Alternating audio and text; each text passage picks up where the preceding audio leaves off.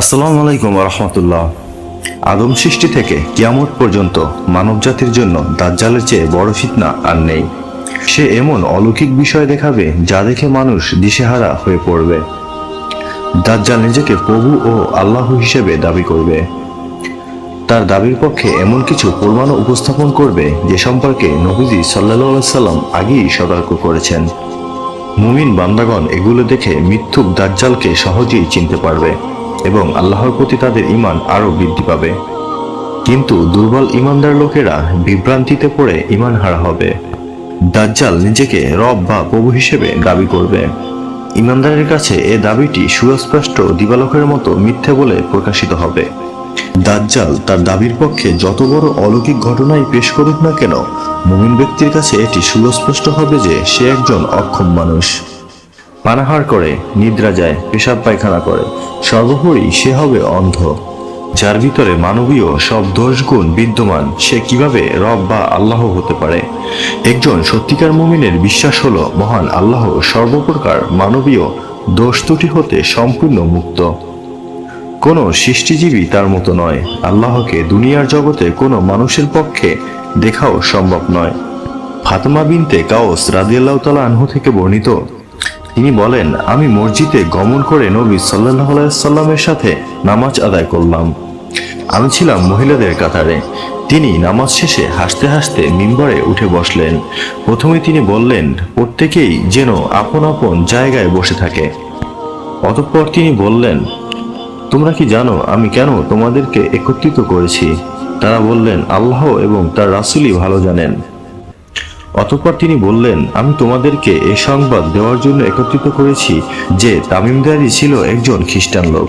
সে আমার কাছে আগমন করে ইসলাম গ্রহণ করেছে। অতঃপর সে মিথ্যুক দাজ্জাল সম্পর্কে এমন ঘটনা বলেছে যা আমি তোমাদের কাছে বর্ণনা করতাম।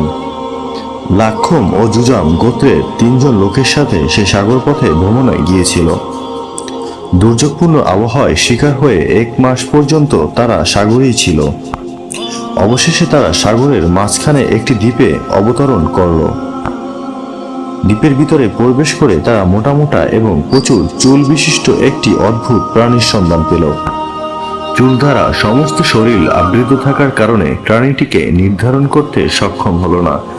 তারা বলল, অকল্যাণ হোক তোমার, কে তুমি?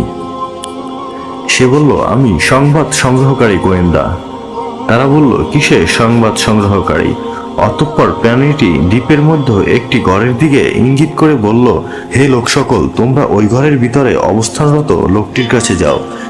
সে তোমাদের কাছ থেকে সংবাদ সংগ্রহ করার জন্য অধীর আগ্রহে অপেক্ষা করছে। তামিমদারি বলেন, প্রাণীটি যখন একজন লোকের কথা বলল, তখন আমাদের মনে ভয় হলো যে হতে পারে সে একটি শয়তান। তথাপিত আমরা ভীত হয়ে দ্রুত অগ্রসর হয়ে ঘরটির দিকে প্রবেশ করলাম। সেখানে প্রবেশ করে আমরা বৃহদাকার একটি মানুষ দেখতে পেলাম। এত বড় আকৃতির মানুষ আমরা ইতিপূর্বে আর কখনো দেখিনি। তার হাত দুটিকে ঘাড়ের সাথে একত্রিত করে হাঁটু এবং গোড়ালির মধ্যবর্তী স্থানে লোহার শিকল দ্বারা বেঁধে রাখা হয়েছে। আমরা বললাম, মরণ হোক তোমার, কে তুমি? সে বলল, তোমরা আমার কাছে আসতে সক্ষম হয়েছ, তাই আগে তোমাদের পরিচয় দাও। আমরা বললাম, আমরা একদল আরব মানুষ, নৌকায় আরোহণ করলাম। সাগরের প্রচণ্ড ঢেউ আমাদেরকে নিয়ে 1 মাস পর্যন্ত খেলা করলো। অবশেষে তোমার দ্বীপে উঠতে বাধ্য হলাম। দ্বীপে প্রবেশ করেই প্রচুর পশম বিশিষ্ট এমন একটি জন্তুর সাক্ষাৎ পেলাম, প্রচুর পশমের কারণে যার আকৃতি চেনা যাচ্ছিল না।